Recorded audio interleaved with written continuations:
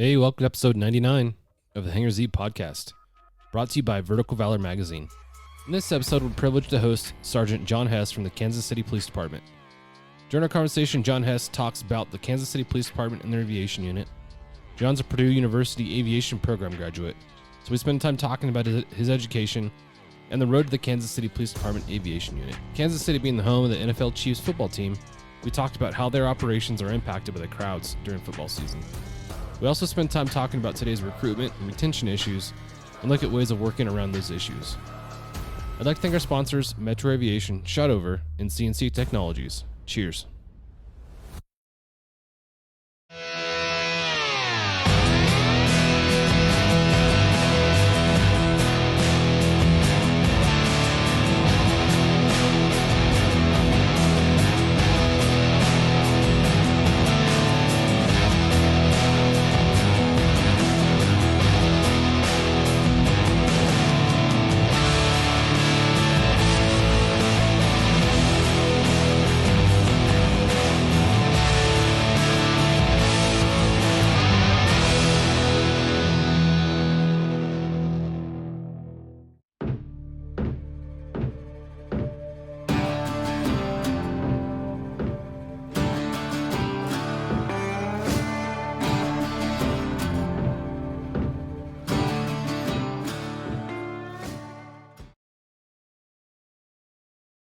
Hey, welcome to the Hangar Z Podcast.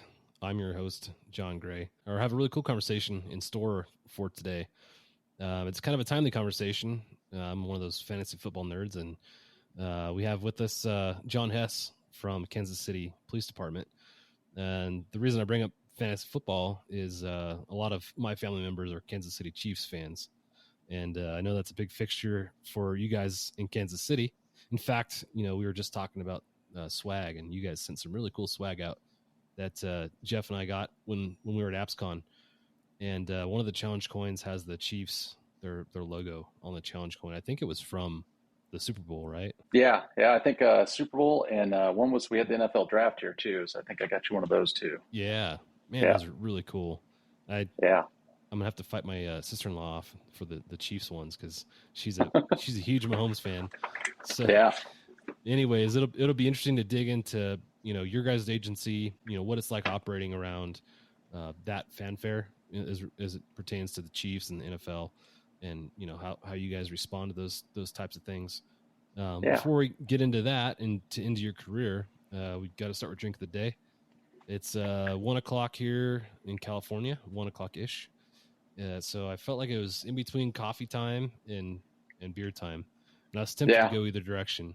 So I brought two things in. I got some coffee, so I'll be drinking some Black Rifle coffee, and then I also have some sparkling water. Jeff couldn't make it here today to join us, so in Jeff's honor, I'll be drinking a little bit of water. but sparkling water is interesting. In our family, we call it bubble water, and it's one of those things I absolutely hated for a long time. Somebody once described it as tasting like TV static. So, it's kind of true. Yeah, but, I can see that. But I enjoy it. It's it's almost like having a frosty cold beer in your hand, but it's TV static instead. So that's what I got. I know you're working, so what's your drink of the day? I'm at work, so I'm drinking coffee as well. It's actually a Black Rifle Silencer Smooth. So that's a good one. Yeah, I think that's actually my favorite. Well, it's that or Gunship is my favorite. Blends they've got. Yeah, that's a good one. But love that company. Do you guys? I see your coffee cup is a unique coffee cup. Do you guys have a coffee cup thing? Yeah, actually, this was given to me by my wife's. We call her aunt, her godmother. She actually lives out in California in Denair, and she sent that to me, kind of.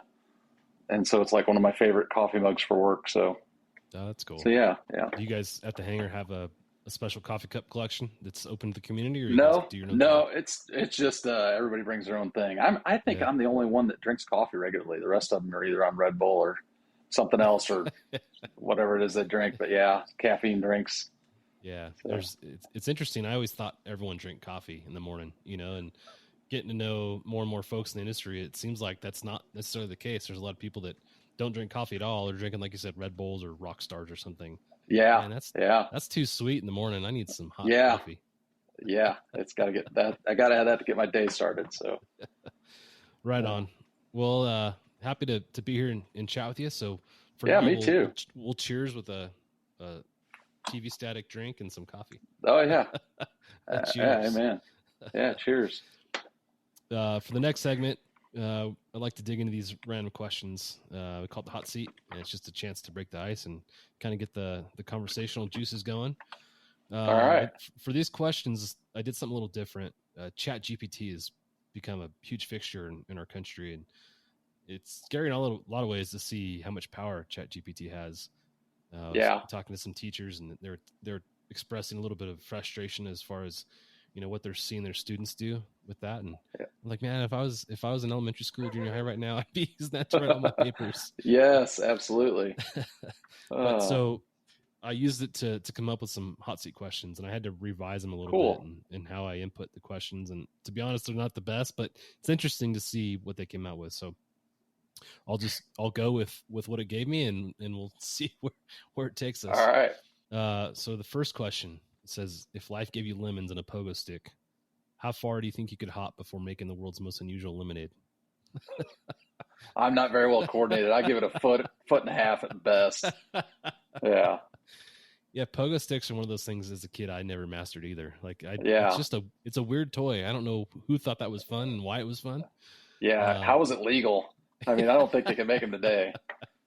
Yeah, it's not OSHA approved, that's for sure. Yeah. Yeah, I don't know. I don't have really an answer for that. That's the weirdest question I think I could think of. It's obvious that a computer wrote that. Yeah. I like the randomness. I give them points for randomness. Yeah. So for number 2, this one's a little more casual, a little more something that I could see myself writing or coming up with. But it says you've just been cast as the lead.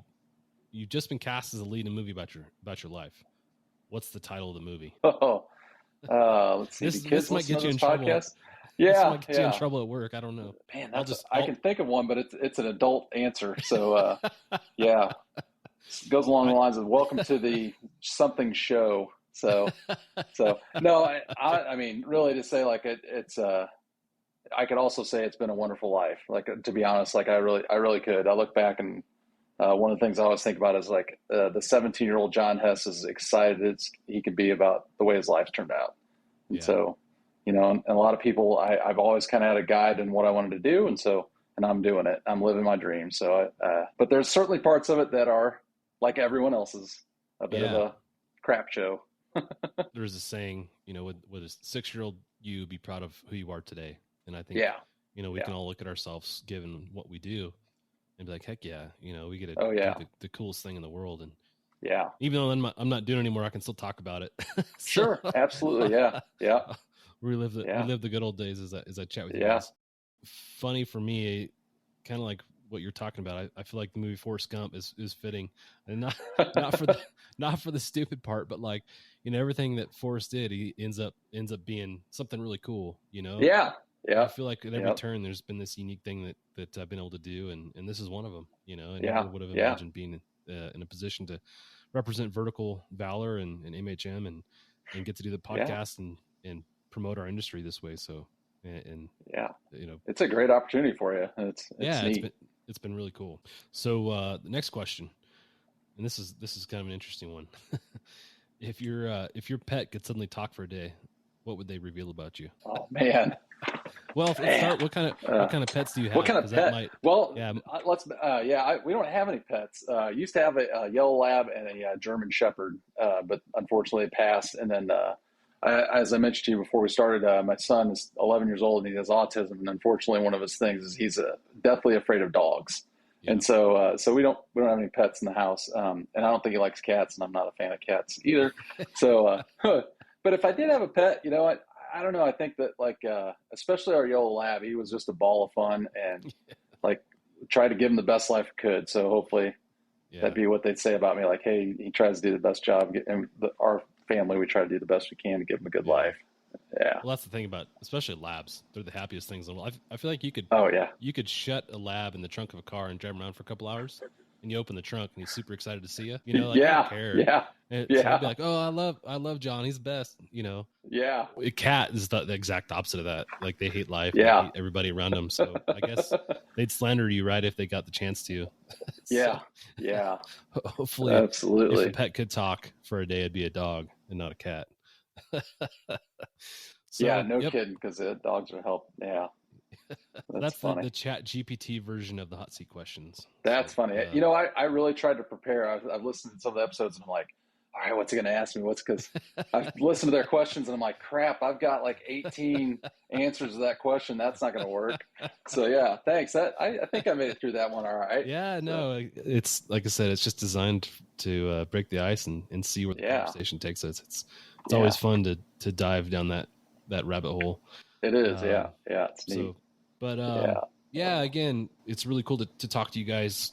Really interested to hear about your agency and what you guys are doing to protect Kansas City and the surrounding communities.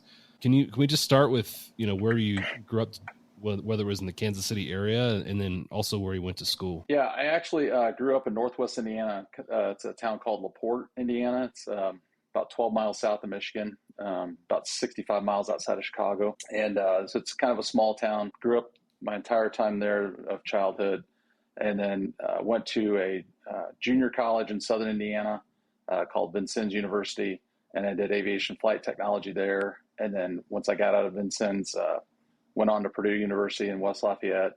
Some people have heard of it, and did aviation administration there. So that was like airport management and airline management. And then I was like, it's kind of funny. Then I had a few other jobs out of college, and then as the story goes, I ended up meeting my wife out here. I came out to visit some friends from college, and she was from here, and we all went out, and one thing led to another, and I ended up in Kansas City, and then applied for the police department in '99 and got hired. So yeah, that's how I ended up here and stayed here. So being that your associates and your bachelor's degree were both aviation related, I guess you had a passion for aviation as a kid. What kind of fostered that? Did you live near an airport? Like what drove that enthusiasm? There was even as a little kid, I just happened to get rides in airplanes, and I just really enjoyed it. And then I remember I was probably like 1983 or 4 or something. My grandfather, mom, and my sister and I flew out to San Francisco to visit relatives and an airliner for the first time. And I just remember being above the clouds and like, this must be what heaven's like, and just being fascinated with it. And so, and then all growing up, I started flying. Actually, I think I took a flying lesson when I was like 15, my first one, then really went at it when I was 16, and got lucky. I worked at the airport, mowed grass and fueled airplanes, and I was just ate up with it. And I got my license right after I graduated high school, my private license, and really enjoyed it. But so, yeah, my dad was a sheriff's deputy. When I was younger, he worked for the city of LaPorte Police Department, and for like 7 years. And then he retired from the sheriff's department there in 2001. And so I grew up in that side of it. And like all good law enforcement parents, they're like, you don't want to go into law enforcement, right? But, it was that I just had a bug for that too. I'll share a little story. I was probably 7 or 8 years old. My dad was driving like a 1978 Plymouth Grand Fury with a 440 in it. And, this is like early 80s, right? So different era than today. But we were going to run an errand somewhere. He was off duty, but he had a take-home car, and some call came out. And back then, they just didn't staff. You might have a couple deputies for a county of like 600 square miles. So when a call came out, if you were off duty, you would go help out. And I remember just going down the state highway and lights and sirens going. And it's just crazy. I would you can't imagine it being done today, but I remember looking over the dash and just seeing the seas parted. And I was like, oh, this is so cool. And just, that was another hook. And I was like, I just love it, and that was why I wanted to get into it. Yeah. I felt the same way as a kid, growing up, but I've brought this, just talked about in the last episode. My dad had retired from Anaheim Police Department here in California. And I got to go on ride-alongs all the time, as a kid, and absolutely loved it. Like all those things you're saying, I loved every part of it, so it's easy for me to be like, oh, that's something I want to do, Oh yeah. Like you said, it was, I think he was a little, probably wasn't real happy that I decided to go into law enforcement initially, but it's been a good ride, and we both ended up in cool places. So, Awesome. Yeah. If you ask my friends, they went to college with, they always used to tell me when I was in college, like, what are you going to school for aviation for? You're going to be a cop. And I'm like, yeah, I know, but I still like it. So yeah. So what was your experience at Purdue like in their aviation program? Very good. There back then, and I think it's still kind of this way. The flight program was very, very tough to get into, and my logic was when I left Vincennes was to go the administration side, so that I'd learn a business side of it. So if I was going to fly for a living, God forbid I lose my medical or something, I have something to fall back on. So that was kind of the idea. It was kind of cross train a little bit, but it's a very good program. But I know the flight program's, a very solid career program, and the administration was too. And it's funny to think, like, I was wondering what my career would be like nowadays, because that was all pre-internet, and you wanted to find a job, it was kind of like you had to know somebody, or look at the Chicago Tribune or something for a job at United or Boeing. And it's just not what it is today. So it was a great experience. Yeah, everything's different now, from how you look for a job to how you research that particular job type. When you're before you're in a position to actually do it. I remember, as a kid, baseball cards, right? When you look up baseball cards, you had to look up the value in Beckett magazine. Now you go online and right. You can look it up on eBay or anywhere else. But trying to research how to become a pilot, like, you had to go to the library and check books out back then. Oh yeah. And now it's stuff like podcasts and social media, all those things drive people to those. So I think that's a really good thing as far as the recruitment side of things go. Hopefully those things help, and as more agencies kind of develop a social media platform that they can use to promote their agency and their aviation program, I think that'll be a huge catalyst for some of that stuff, So we talked about your dad and being in law enforcement. Did you get to go on ride-alongs outside of being in the car off duty? Yeah. I would ride with him some. I'd ride with some of the other guys. I was probably so I've never felt this way, but some people get annoyed by that. Like, Jesus, this guy wants to go ride with me again. And, but I was like, I was ate up with it. So, I have one of my lifelong friends is a deputy back there now. And so, I really enjoyed it. It was neat. Yeah. So, yeah. Well, that's cool. Yeah. I remember working patrol. Anytime somebody came in and wanted to go for a ride, even if I didn't know them, I was always more than happy to take them, because I felt like it was a good way for people to get some insight into the industry. Oh yeah.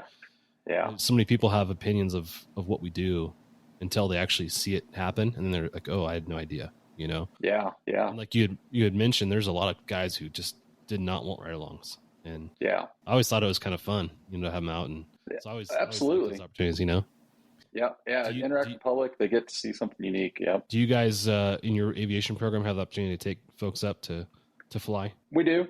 Yeah. It's pretty, limited to people that we know, or if we get requests, from command staff and stuff like that, we'll take people up. But a lot of times it's, council people or, someone who's helped out the department in some way, or we'll absolutely do that. Yeah. Of course we don't I always tell people, we have to limit it, because we'd have a line out the door every day, just people showing up going, hey, can we go? Yeah. So, but we do that. It's a great way to get people to, again, see what we do and why we do it, and I think the folks on the ground, the general public, have no clue as to what we're doing, so to get a firsthand experience of what we're doing is pretty cool. That's a powerful tool. Yeah. And we do, our department has we have a relatively new chief. She's been on the department for a little bit longer than I have. And so one of her visions was to create a community engagement division, which she's done. And so we work with them.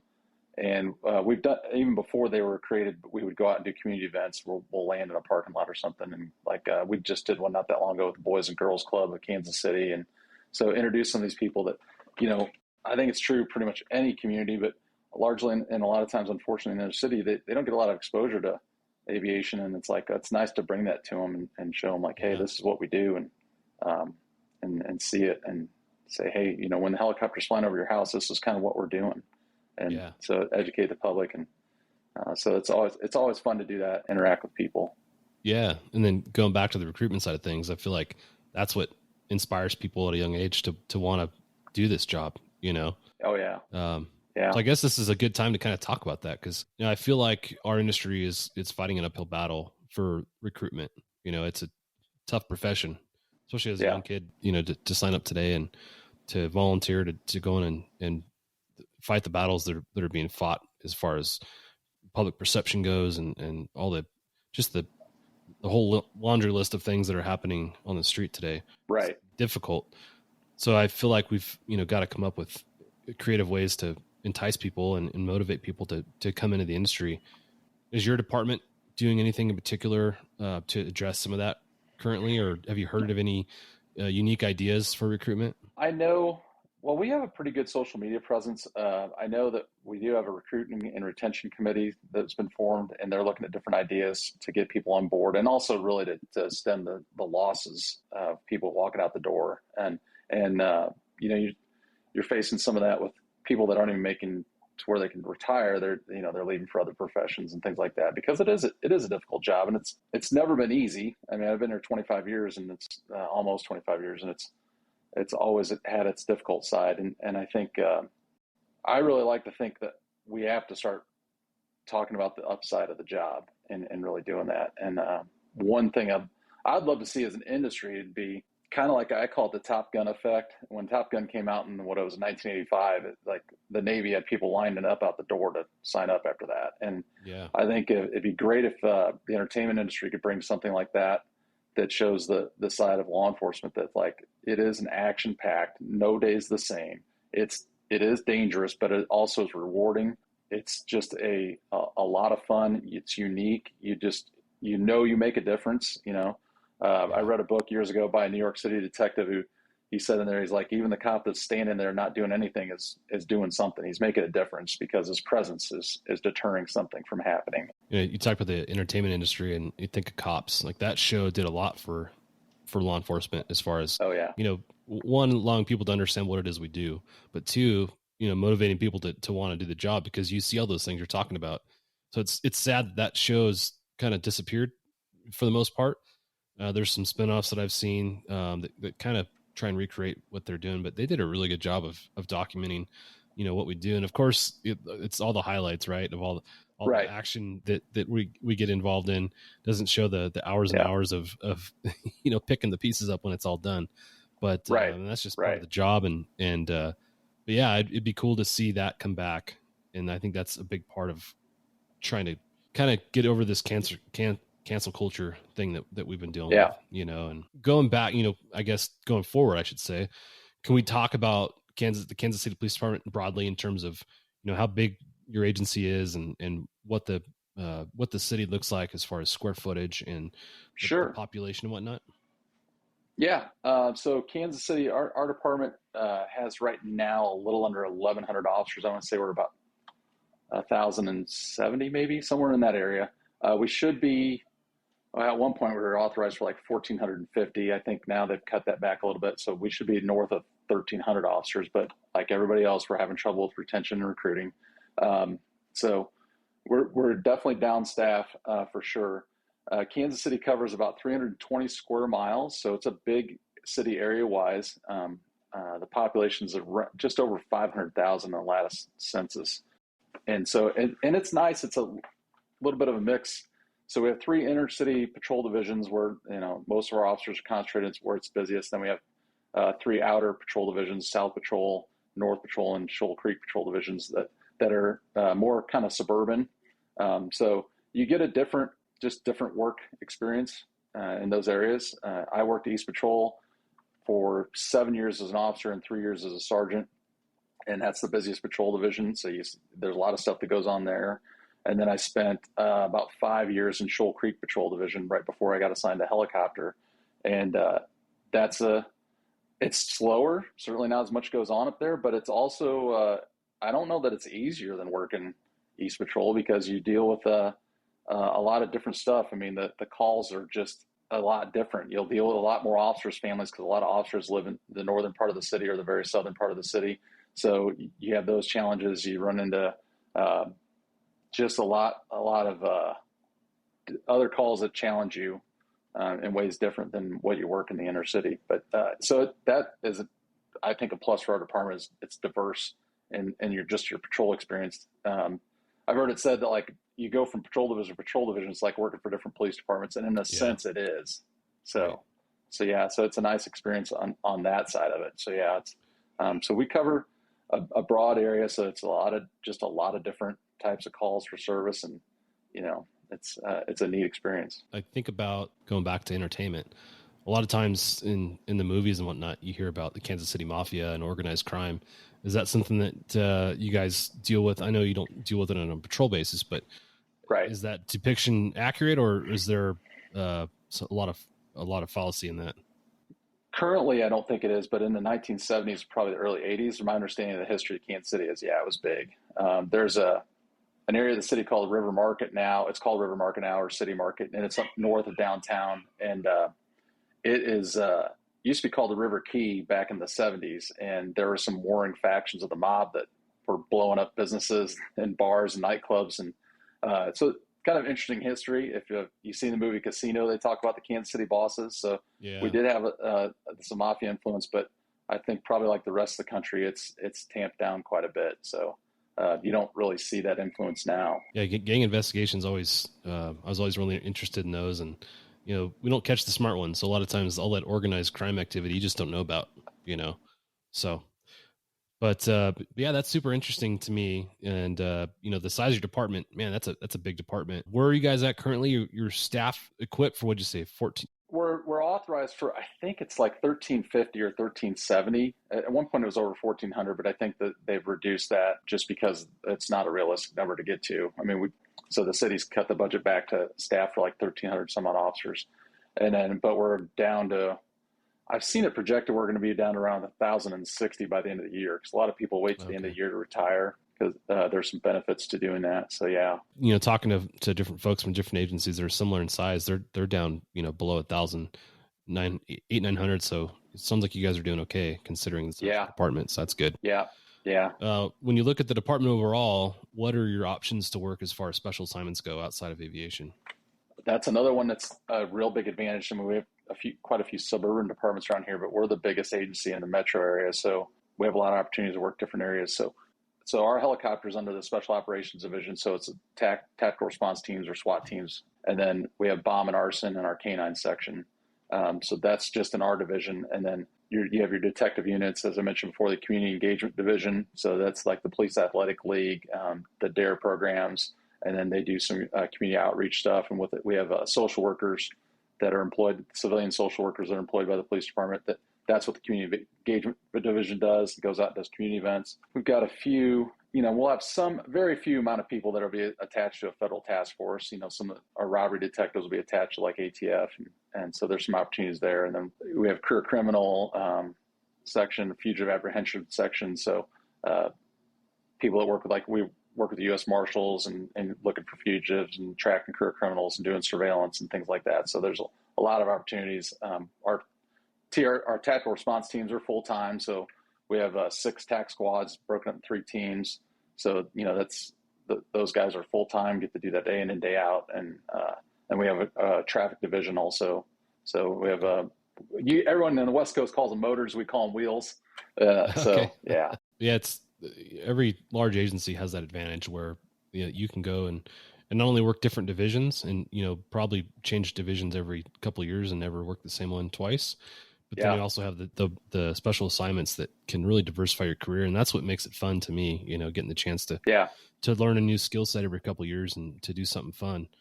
But for the folks that are wanting to go to aviation, what's the career path look like to get to aviation from patrol? So you have to have 3 years on in order to process. And then we do a kind of like a hiring process. So we'll put a notification out, several weeks ahead of time and have people submit resumes and a formal department transfer request. And then we'll do an interview. We do a written test kind of based off of a private pilot ground school. And we give them a study guide so they have an idea of what to look for. And then we do a kind of a physical test in which we'll put wheels on the helicopter and have them push it in and out so that, we're sure that they can do that. If we have a tug for our helicopter, but if it breaks, we have to go back to the wheels. And so we make sure they can do that. And then we take them up flying. We'll have them pick up geographic points around the city, just major intersections or landmarks so that, they can kind of see what they're looking for airborne. Also make sure they don't get air sick. We'll do like a hovering auto with them just to make sure they're not going to, that this is part of the deal. So we don't want you to get freaked out and be like, that's not for me. Because obviously we know hovering or autos can be kind of tricky for people. So that's the process. And then that's scored and ranked. And then, well, I shouldn't say ranked. It's scored.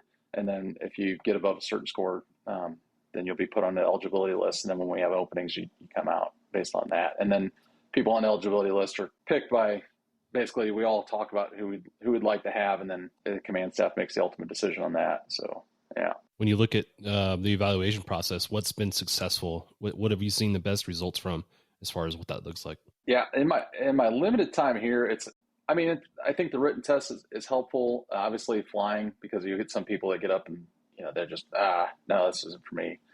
So you kind of, for lack of a better term, weed people out that way. And then, I've been here since October of 2020, and one of the things I've tried to ask people around the industry, like, how do we make our process the best we can, and get people, because we do have a high turnover rate in TFO, and that's how we start people out, is that they're going to train as a TFO first, and then they'll move to pilot training, and that's just been a challenge. And I've gone to Clay Lacey's class at APSCON, and their process sounds phenomenal. Unfortunately, it just doesn't fit our agency, because they get to have people for like a week, and that's just not something we can do, especially now that we're down staff.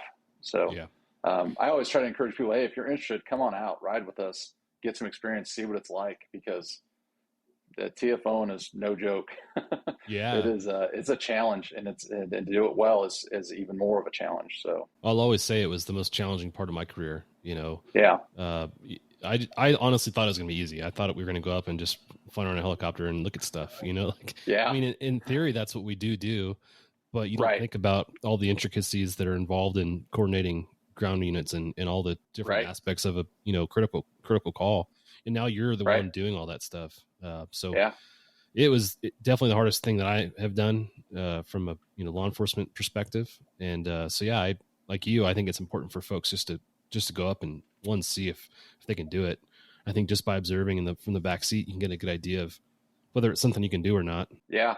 Yeah. It's definitely a challenge that, you're having equipment knowledge and how to run the equipment. And then what do you need to tell people stuff. And then it's kind of funny. You'll see people come out and they just won't assert themselves on the radio and say, like, hey, you're now kind of commanding this situation. You got to start telling people where they need to go and what to do. And it's, I always try to just think, like, well, what have I heard over the years? So I'll just mimic that and kind of cheat the system as best I can. But it is a lot you're very, very busy, and you're spinning around in a helicopter over a scene, and there's a lot to do, and it's awesome, Yeah. So Mike Calhoun just came out with his book, Training Through Chaos. And, it's kind of like a CFI's approach to training the TFO trainer, how to train new folks. And I thought that was really interesting.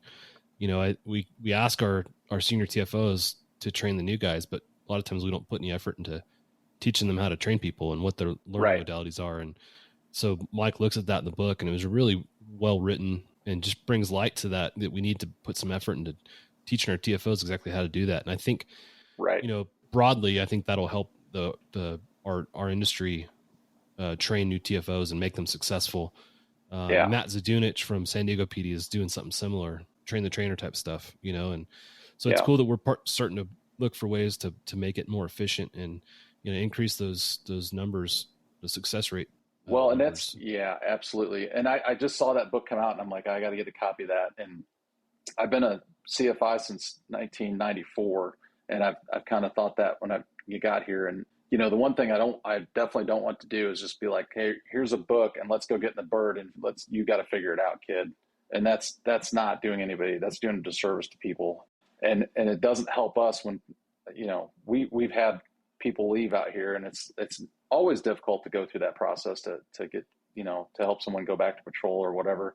And it's not fun. And it doesn't do the agency, especially the unit, any good. And so, it's the selections part of it, but also the training and trying to put all that together to make it successful. And I know every other agency has the same difficulties. And it gets discussed quite a bit at APSCON and some other places. And so hopefully we can all put our heads together. And that's what I love about the community is everyone's willing to help. And you start seeing stuff like that book come out, and it's going to make a difference. Yeah. Collective solution to a problem. Yeah. I remember as a new TFO, the only way to get experience manipulating the camera in the radio system was to go do it. So, yeah, you can't manipulate the camera system too well on the ground. So you couldn't do that. You can only do it in flight, but I could go run power to the helicopter and mess with the radios, the Technosonic, and figure out how to change banks and, right. Where the different frequencies were. So I did that. What I like now is, like the shot over camera systems have the ground-based training platforms to where you could actually go and you can manipulate or train to manipulate the camera on the ground. You're not having to burn jet fuel to do that. Yeah. So I feel like that'll help too, not just with the success rates of TFOs staying, but as far as being efficient, teaching folks what the different functions are of the camera systems. And man, cause I feel like we're scratching the surface a lot of times with the technology behind those camera systems. Like, oh yeah. Yeah, absolutely. I think it was Nick Minks described the technology as we use the camera systems like it's a fax machine. Like you can send stuff and receive stuff, but it's really like an iPhone. There's so many different levels of things that it can do, but unless you dig into like how that works, it's really hard to figure it out, Right. Yeah. So yeah, I think that stuff's really interesting. And yeah, like you said, I think coming up with a collective solution to some of these problems is really great. And these conversations hopefully do some of that, Yeah. But switching gears a little bit, I think I'd like to go back to your patrol experience. And I always say this, we've got a front row seat to the greatest show on earth with a lot of these folks that we're interacting with. And as tragic as some of the stuff is, it's more funny than tragic most of the time. And at least that's how I looked at it. So when you think back on your career in the field, what was the most interesting? No, let's do them. What was the funniest incident that you were a part of that you can say, online? Yeah, that I'm trying to come up with that one. That's a difficult. I can't share that. So I'll have to go with this. Like I definitely had some funny instances that would be falling under cop humor stuff that probably shouldn't be shared. But definitely, certainly interesting things. But I would say that I've worked with some funny people and some great people. And I worked with a guy named Bob DeYager. And he's kind of known as a character around the department. And I was an internal affairs detective with him for a while. And before everybody gets bad ideas of internal affairs in Kansas City, we didn't go out and headhunt cops, but we investigated complaints. And yeah, click, that's it, it's over. Yeah. Anyway, I came up with the term DeYagerisms for him because he would just tell these stories that are like, there's no way that's true. And he told me a story one time. We had an ice storm in Kansas City, and he was returning an undercover car that he was using because he was on special assignment to an undercover unit. This is back in the late 90s, and he wrecked the vehicle and said his nose was ripped off, and I'm like, that is such crap. Like, you are so full of it. I've never heard this story, and then he would just do this with stories, and they're just these outlandish, like, that didn't happen, and he's like, go ask Sarge, and sure enough. Yeah, that happened. And I'm like, what? It's just crazy. And he's just a hilarious guy. And there's several people around the department that are that way. And so, yeah, it's just, that's been fun and the funny stuff that happens. But yeah, you certainly see a lot of things that are funny. Like we talked about before the show, it's the stuff that you wish you could remember. And, but yeah, but some of the people and the stories and the things that have happened, it's really been a wild ride. Yeah. So not funny, but what's maybe the most impactful investigation that you were a part of in your career? Well, you caught me on that one. I don't know. I mean, just been, that's a good one. So, so I spent a little bit of time, so I spent 7 years in patrol and then went to internal affairs. I was there for not quite 2 years. And while that's certainly a necessary job, it wasn't as satisfying to me because it's like, well, unfortunately, a lot of people that think they have complaints against officers, that there really was nothing there. So you kind of felt like you're spinning your wheels. Your time was spent, investigating stuff that's like, well, that the officer didn't do anything wrong. And then if someone did make a mistake or was going to get in trouble, you kind of felt bad for them because I never worked a case or was involved in anything where it was like, well, these cops were definitely dirty or bad or something like that, and they had to be gone. Like it happens certainly, but I was fortunate not to have to do that. So. Just to reflect on my career a little bit, there's all kinds of things that we did that were impactful. It's really hard to narrow it down, but you talk about taking bad guys off the street. There was an incident that we were part of. I'll try and make a long story short. But basically, we'd gone to a burglary investigation in this neighborhood, and I'd gone down there to back my friend who was the primary officer on the call. And I'm like, hey, I'll go do a neighborhood canvas and see if we can find somebody who saw or heard something. So I go to the house across the street and knock on the door, and the guy that answers the door, he's wearing shorts and like combat boots, no shirt, and just stares at me. I'm like, hey, and tell him what I'm there to do. And just stares at me, doesn't say a word, but I can see him glancing to his left, like there's somebody on his left-hand side, but I can't see that person. But I know there's somebody there. And it's one of those things where the hair in the back of your neck standing up, like something's up, you know. But I had no probable cause to be there outside of wanting to know if there was something going on across the street. So I asked him a couple more times what was going on, gotten a response. So I'm like, okay, I'm out of here. You know, I've got nothing to continue prying. And at the time, the sovereign citizen movement was alive and well in our general area. So my mind was thinking that he was maybe a sovereign citizen. And that's generally a pretty violent group. So as I backed out of the house, I wrote the guy's plate down, ran the plate, and you know, did a bunch of workups on him. And he comes up as a sex registrant out of Hawaii. Had moved to California and hadn't registered as a sex registrant. I think you have, I forget what the statute is. It's like 90 days or something to register once you move. So he was in violation of his sex registrant requirements. So long story short, did a long, thorough investigation of the guy. Reached out to one of our friends on an FBI task force, and he found some interesting information. I guess this guy's dad or stepdad had gone into an FBI field office in Seattle prior to this investigation, and had basically disclosed that his son had admitted to him that he had killed somebody in the Philippines. Oh, wow. And being that it was in the Philippines, the FBI had no jurisdiction to do anything with that case. So it just kind of disappeared, but it was documented. So long story short, get an arrest warrant for violation of, it was turned into a felony arrest warrant for violation of that sex crimes or violation of the sex registrant requirements, and give it to our fugitive apprehension team, and go to take him into custody after that warrant was issued. And all out fight breaks out, pursuit ensues, officer involved shooting takes place that I was a part of. Oh, wow.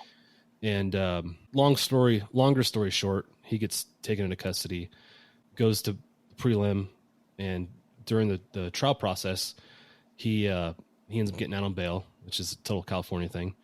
And while he's out on bail, ends up killing his wife. Oh, wow. So the guy was a violent felon, a bad person, and it felt good. Even, I'm sad that his wife died, but looking at the overall thing, overall incident, I'm glad that we were able to get a person like that off the streets, because he was a predator. And those are the kind of things I think we all sign up to do, is to find someone like that and get rid of them, at least take them off the street, As we're talking about it, I kind of think about just different things that come across, and, arrests and stuff like that. I mean, one experience I remember in particular, and I don't remember, this was when I was an officer, and I was probably had like 5 or 6 years on, and I arrested a guy, and I could tell you his name right now. And, a lot of the people you deal with, it's like, even if they're quote unquote criminals, there's a good side to them. They went wrong somewhere. They've done some things wrong, but they're not evil per se. And this one person I dealt with I felt evil coming from him. It was the weirdest thing I've ever experienced. I've never felt with anybody else, And later on, he ended up being involved in a drug deal that turned into a homicide. And I can't remember, 1 or 2 people were killed. And I think he ended up shooting one of the guys he did the robbery with. And so he's locked up now, but it was just, that was a creepy, I've never had that experience before or since, so that I was like, wow, this guy really feels evil. And, like I said, most of the people you deal with, like, even if they're bad guys, there's some good in them. And this guy was just exuded this evil. It was just a wild, wild deal. And so, like I said, I've had a lot of different experiences of shootings and things like that and homicides, but that was one that kind of sticks out in my mind as dealing with him. Yeah. The guy I was referring to is the same thing. Like, the guy is just straight evil, and the more you dug into his background and the people that knew him through interviews and stuff, the same response came from everybody that had something to say about the guy, so, but yeah, that's, you talk about a noble career and profession, that's our job. And it feels good to, put those people where they belong. But going forward, talking about aviation, can you talk about your guys' aviation unit and what that looks like kind of broadly? I guess we can just start with number of personnel and kind of work down the line there. So yeah, currently we have 6 officers, well, 5 officers and myself assigned to the unit, and we should have 8 total. So it'd be 6 officers and 2 sergeants. And years ago, before when we were fully staffed and everyone was fully qualified, they had 2 shifts. And they would work an 8-hour shift, 2 8-hour shifts a day. But probably somewhere along around 7 or 8 years ago, we had some people retire and leave the department. We kind of had a bit of a mass retirement. So within about 6 months, we lost like 4 or 5 people. And as you know, it takes forever to get people trained up. And then unfortunately, it's kind of been a bit of a revolving door since then. Had some people that came out that just ended up switching careers and leaving, and some people that came out and just didn't make it as a TFO and went back, and then some people decided they want to promote and go back. So it's just been a bit of a revolving door. So right now we have 1 shift, and we work 1 10-hour shift every day, Monday through Friday. Well, not Monday through Friday, all 7 days a week. And then outside of that, if we need to get called in, we'll get called in.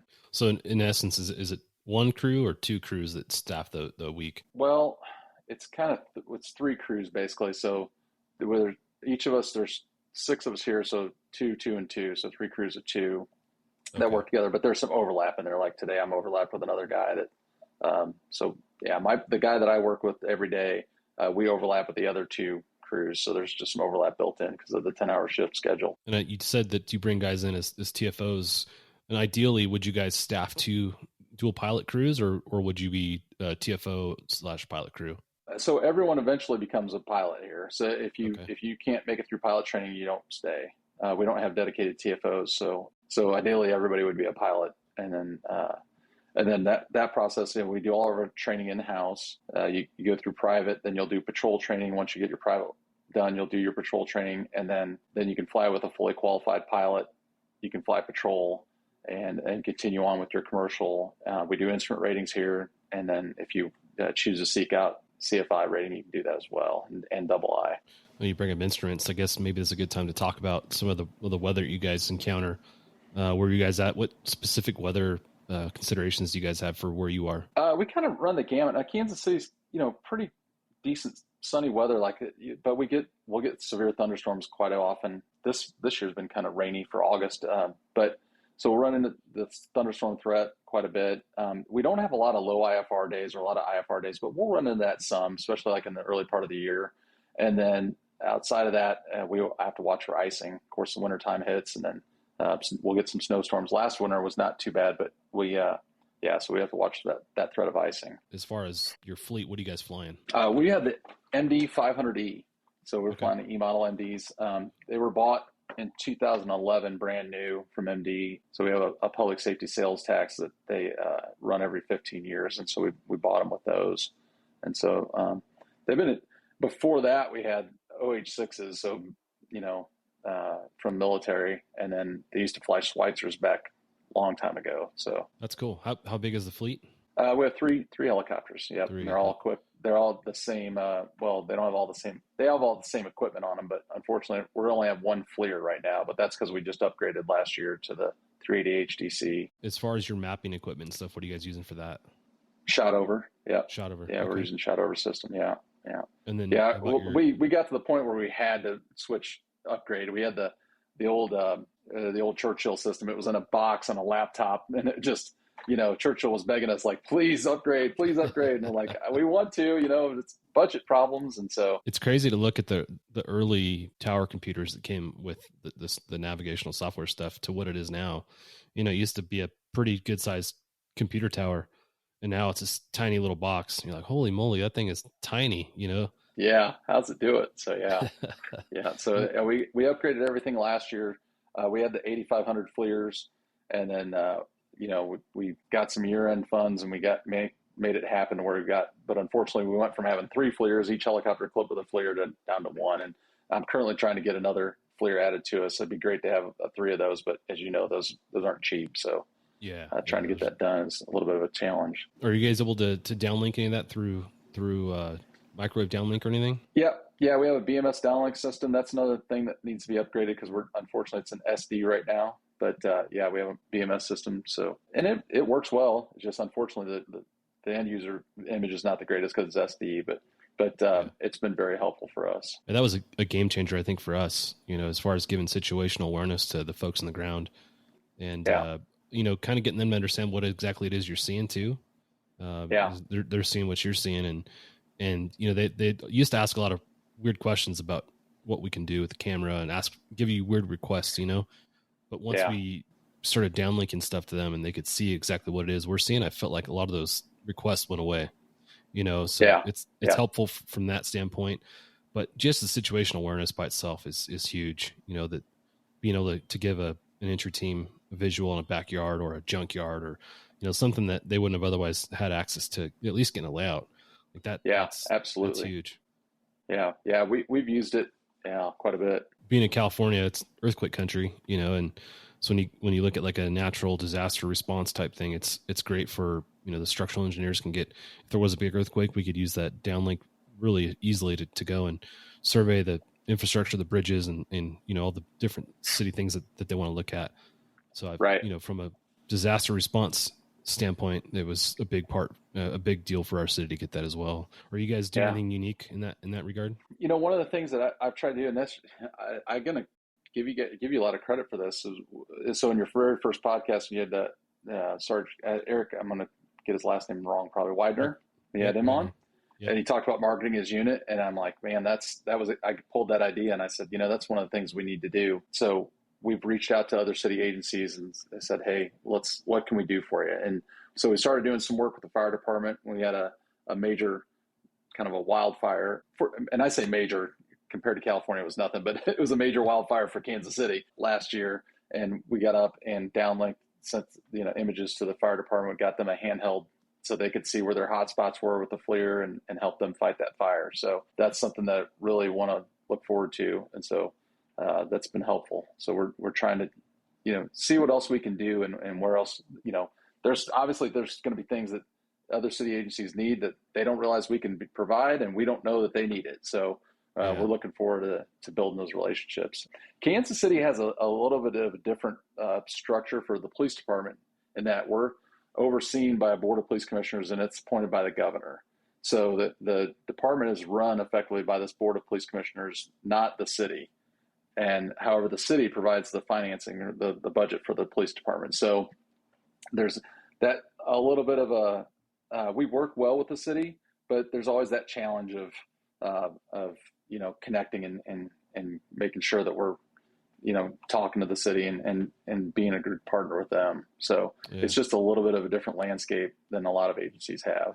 Yeah, that's interesting. Kind of comes difficult, I guess, when you're trying to figure out how to navigate some of the political side of that. But it is because, again, like the budget comes from the city. So then, the operations are run by the state, by these folks that are appointed by the governor, and the mayor sits on that board also. So there's some input from his side, but it does present some unique challenges. And like I said, one of the things that the department has is one of our commanders is the city liaison, and he works with different city departments and city council people. And so, I've met with him and said, hey, let everybody know we're out here and we're willing to help.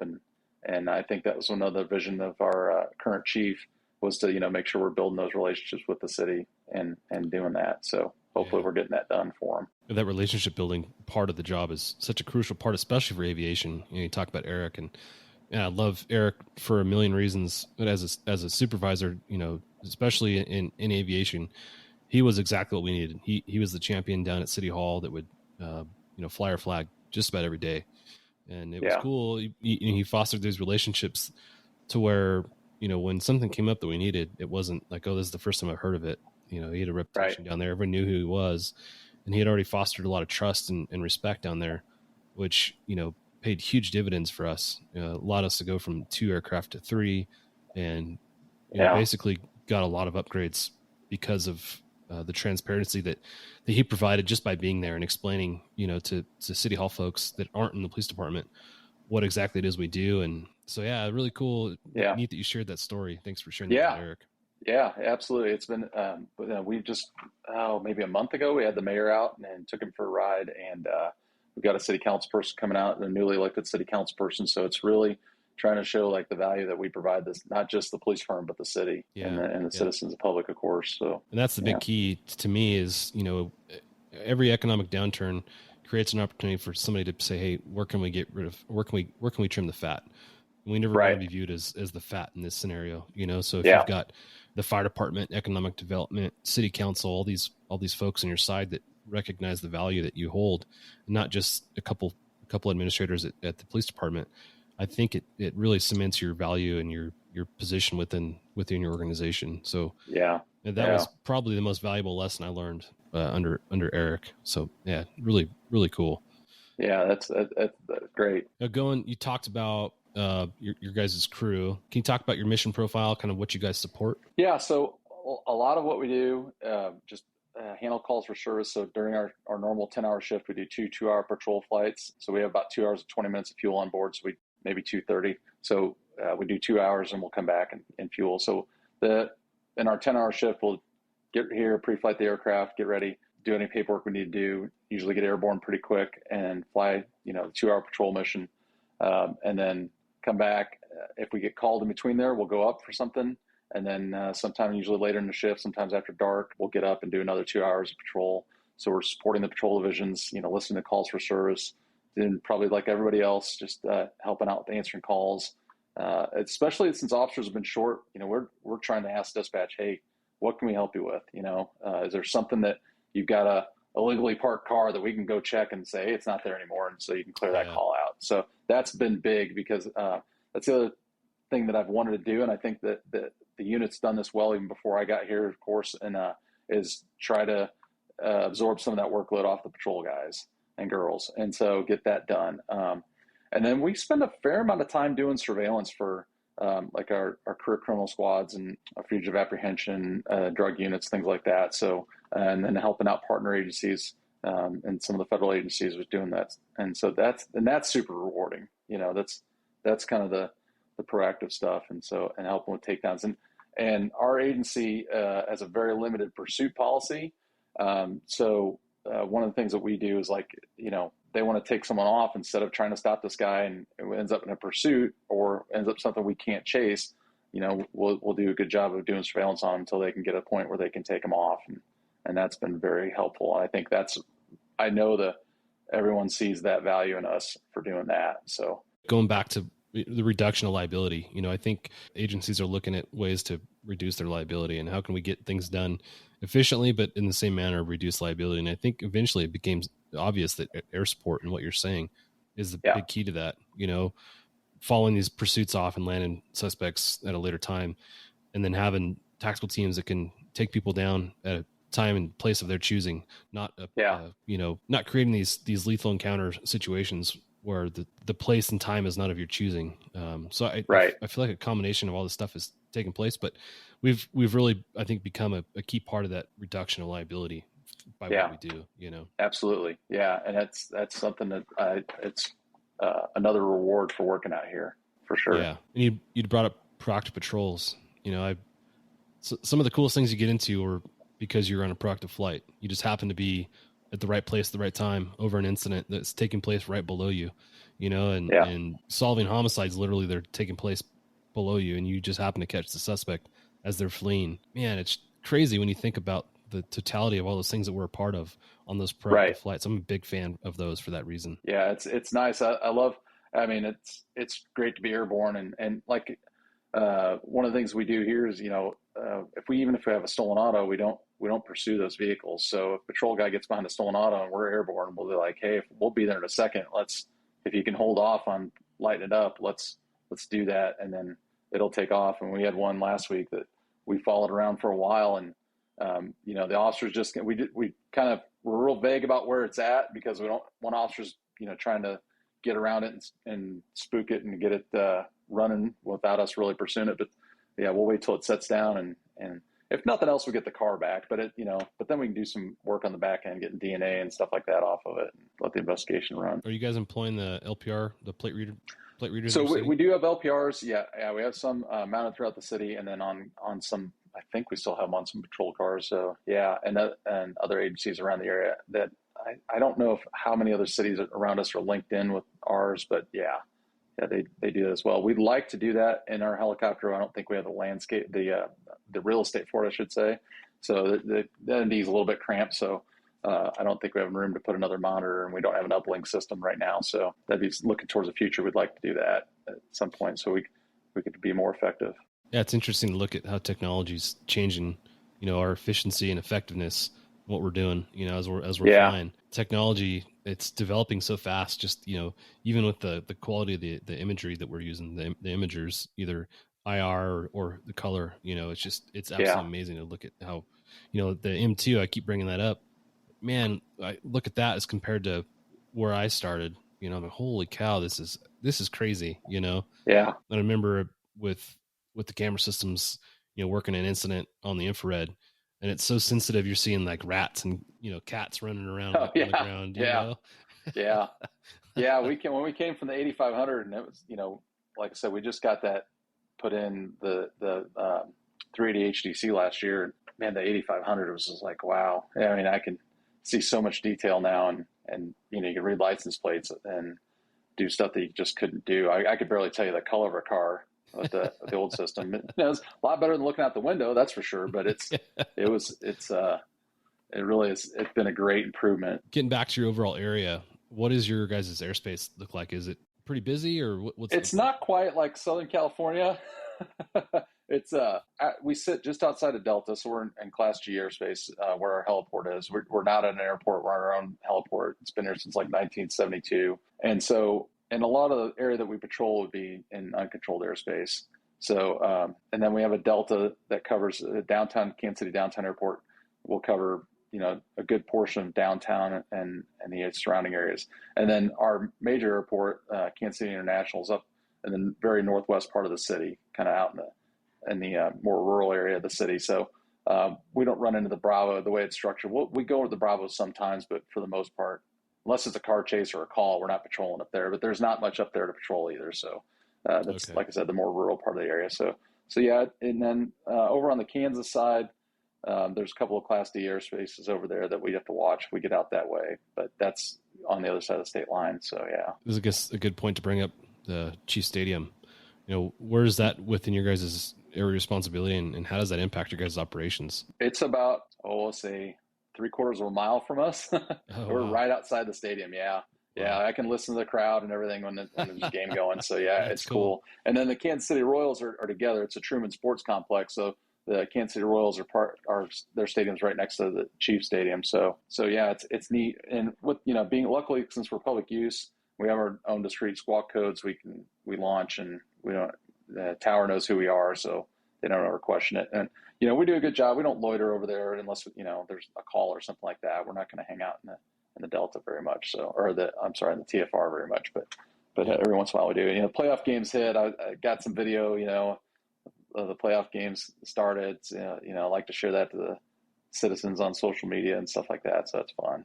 I want to say it's like the 4th or 5th largest city in the state when there's a game going. There's that many people out there between tailgating and actually going to the game. So it's always packed, of course, especially since we're doing well. But there's, even when seasons where we haven't done well and for years, we were usually a playoff team. We'll usually get the playoffs. So there's a lot of diehards here. So it's an interesting crowd. Yeah, having Mahomes is part of that team. I think it's going to be a good run of years to come with championships and playoff appearances, he's so fun to watch. And I'm not a sports guy, but I'm like, man, I like watching him play. Yeah, no kidding. Watching him play is like, it's what I think kids look like on the football field in junior high. Like he's having fun, and he just finds a way to make something happen on the field. Yeah, it's incredible. It doesn't look pretty half the time, but it works. It's effective. Yeah. So, that's what I'm talking about our unit. It's one of the things that our responsibilities, we've had 2 Super Bowl parades since 2020 now. And so that's one of the things that we're involved in. And that's where the downlink comes in, and we provide that data.